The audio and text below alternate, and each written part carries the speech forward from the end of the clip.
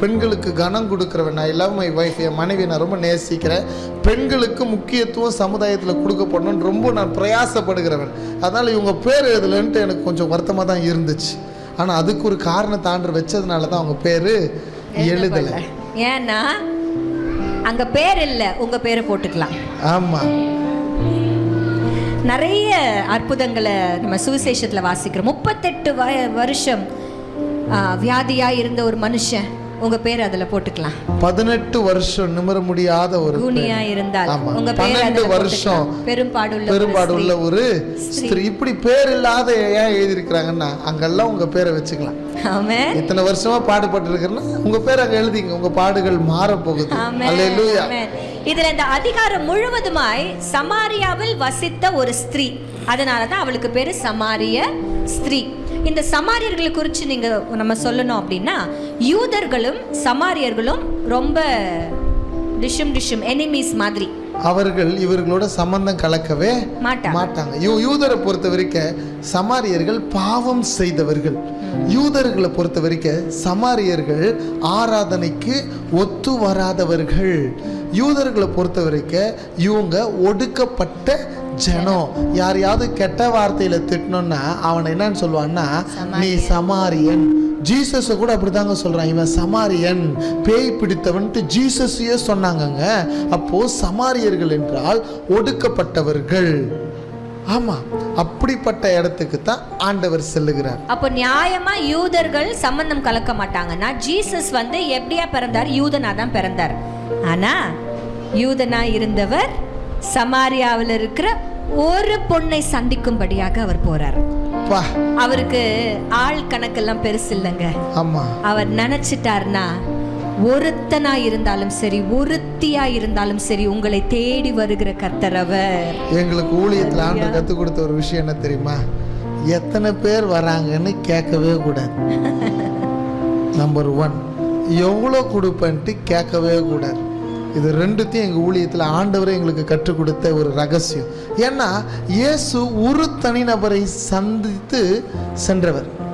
ஒருத்தரை இம்பாக்ட் பண்றதுக்காக இயேசு ஒர்க் பண்ணார். ஆமென் சொல்லுங்களேன். அல்லேலூயா. ஆமா, ஸ்தோத்திரம். இந்த ஒருத்திய சந்திக்க அவர் செல்லுகிறார். ஆனால் அந்த ஒருத்தியோட நிலைமை பார்த்தீங்கன்னா, ஒன்று அந்த ஊர் ஒடுக்கப்பட்டு இருக்குது. அடுத்தது இவளை குறித்து பேசணும்னா, இவ எல்லாவற்றையும் ஒரு மாதிரி சொல்லுகிற அளவுக்கு, அவளை எக்ஸ்போஸ் பண்ற அளவுக்கு அவ பேர் நல்ல பேரா இல்ல. அதனாலதான் அவன் 12 மணிக்கு போறான் தண்ணி பிடிக்கிறது.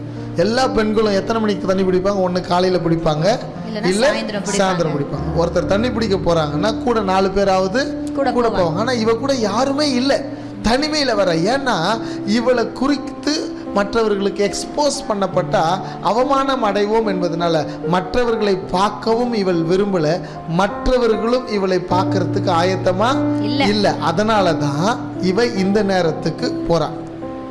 ஆமென். இந்த 4ஆம் அதிகாரத்தினுடைய 5ஆம் வசனத்தை நான் வாசிக்கிறேன். இதெல்லாம் எங்க நடக்குது அப்படின்னு பார்த்தீங்கன்னா, யாக்கோபு தன் குமாரனாகிய யோசேப்புக்கு கொடுத்த நிலத்துக்கு அருகே இருந்த சமாரியாவில் உள்ள சீகார் என்னப்பட்ட ஊருக்கு வருகிறார். யாருக்கு கொடுக்கிறார்? யாக்கோபு தன் குமாரனாகிய யோசேப்புக்கு கொடுத்த நிலத்துக்கு அருகே இருந்த சமாரியாவில் உள்ள சீகார் என்னப்பட்ட ஊருக்கு வந்தார். அங்கே என்ன இருந்துச்சு? யாக்கோபுடைய கிணறு இருந்துச்சு. யாக்கோபு யோசேப்புக்கு கொடுத்த நிலம் அப்படின்னு இருக்குது. யாக்கோபு அப்பா, யோசேப்பு மகன்.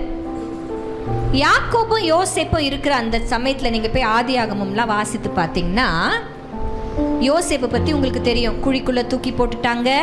அதுக்கப்புறம் என்ன ஆச்சு? விற்று போட்டுட்டாங்க அடிமையா. அவர் எகிப்து தேசத்திற்கு வந்து அடிமையாகவே கொஞ்ச நாள் இருந்து, சிறையில இருந்து, அப்புறம் அதிபதியாய் மாறிட்டார். அதிபதி ஆனதுக்கு அப்புறமா அவங்க அப்பா, அண்ணன்க எல்லாரையும் கூட்டிட்டு வந்து, இவர் எகிப்துல இருக்கிறாரு. எகிப்துக்கு பக்கத்துல இருக்கிற தேசத்திற்கு பேரு கோசேன். இந்த கோசேன் தேசத்துல இவர்களை ஆக்கிபை பண்றதுக்கு இடம் கொடுக்கிறார். சோ நியாயமா பைபிள் படி பார்த்தா புள்ள அப்பாக்கு இருக்கிறதுக்கு இடம் கொடுத்துச்சு. கரெக்டா? ஆனா இங்க என்ன வசனம் சொல்லுகிறது? யாக்கோபு தன் குமாரனுக்கு கொடுத்த நிலம். யாக்கோபு குமாரனுக்கு என்ன கொடுத்தார் அப்படின்னு சொல்லி நாங்கள் தியானிக்கும் பொழுது ஆண்டவர் எங்களை ஆதியாகமத்தின் புஸ்தகம் 49ஆம் அதிகாரத்தை திருப்ப வச்சார். ஆதியாகமம் 49ஆம் அதிகாரம். இந்த 49ஆம் அதிகாரத்துல தகப்பனாக்கிய யாக்கோபு 12 குமாரர்களையும் வர வச்சு ஒவ்வொருத்தருக்கும் ஆசீர்வாத வார்த்தையும் சொல்றாரு, சாப வார்த்தையும் சொல்றாரு. அதுல யாக்கோபு யோசேப்புக்கு என்ன கொடுத்தாருன்னு பாத்தீங்கன்னா 22ஆம் வசனம், யோசேப்பு கனித்தரும் செடி, அவன் நீரூற்றண்டையில் உள்ள கனித்தரும் செடி, அதன் கொடிகள் சுவரின் மேல் படரும். இப்போ நம்ம அப்ப அங்க வாசிச்சோம்ல யோவான் 4ல, அந்த வசனத்தையும் இந்த வசனத்தையும் கம்பேர் பண்ண போறோம். அங்க யாரெல்லாம் இருந்தாங்க தெரியுமா? யோசேப்பு இருந்தாரு, ஃபர்ஸ்ட் அப்பா இருந்தாரு, யாக்கோபு இருந்தாரு, யோசேப்பு இருந்தாரு, அப்புறம் என்ன இருந்துச்சு? கிணறு இருந்துச்சு, அங்க கிணறு இருந்துச்சு. இங்க என்னெல்லாம் இருக்குது பாருங்க.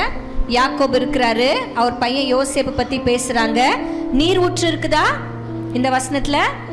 அங்க என்ன இருக்குது? கிணறு இருக்குது. சரியா? இங்க எக்ஸ்ட்ராவா ஒரு விஷயம் இருக்குது, அதன் கொடிகள் சுவரின் மேல் படரும். இங்கே ஒரு சுவர் இருக்கிறது. இங்க என்ன இருக்கு? அந்த சுவர் சாதாரணமான ஒரு சுவர் இல்ல, வேற்றுமைகள் நிறைந்திருக்கிற ஒரு சுவர். இங்கிலீஷ்ல சொல்லணும்னா வால் ஆஃப் டிஸ்கிரிமினேஷன்.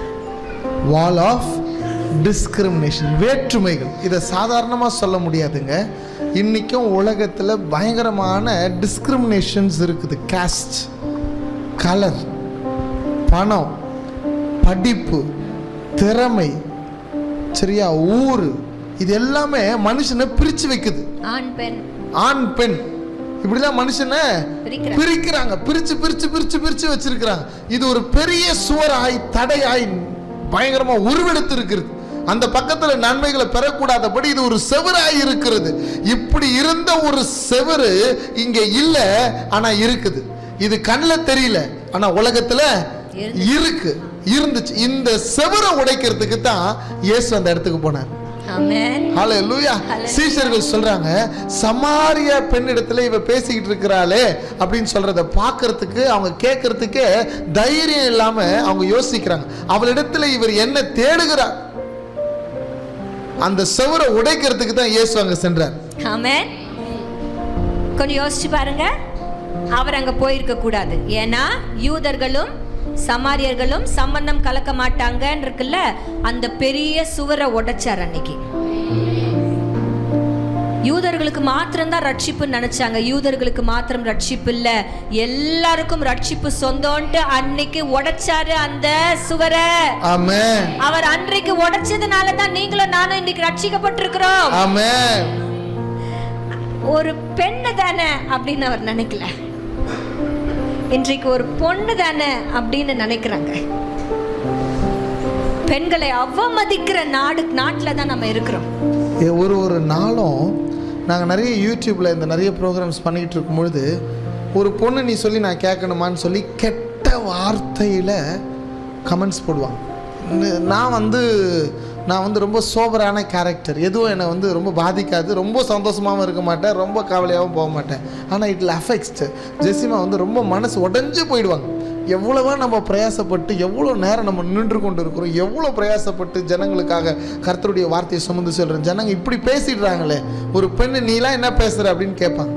ஆனால் கர்த்தர் இதை உடைச்சு போட்டார். கர்த்தருடைய பார்வையில் ஆண் என்றும் இல்லை, பெண் என்றும் இல்லை, கிரேக்கன் என்றும் இல்லை, யூதன் என்றும் இல்லை, அடிமை என்றும் இல்லை, சுயாதீனம் என்றும் இல்லை. இன்னைக்கு காலத்துல பார்த்தா கருப்பாவும் இல்ல, வெள்ளையாவும் இல்ல, பணக்காரனும் இல்ல, அழகுள்ளவனும் இல்ல, ஆமா உயர்ந்த ஜாதினும் இல்ல, ஆமா படிச்சவனும் இல்ல, ஆமா ஆர்சி கிறிஸ்டியனும் இல்ல, புராட்டஸ்டன்ட் கிறிஸ்டியனும் இல்ல. இயேசுவின் பிள்ளை, முடிஞ்சு போச்சு.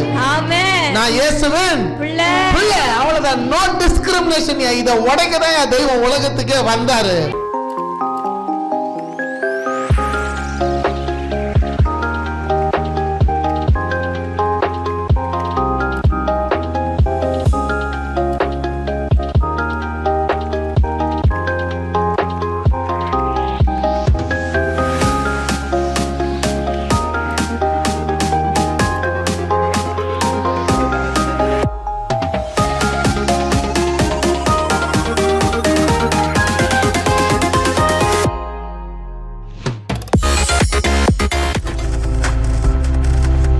நீங்கள் பார்த்து கொண்டிருப்பது உங்கள் ஜாய் டிவி. உங்கள் துக்கம் சந்தோஷமாய் மாறும்.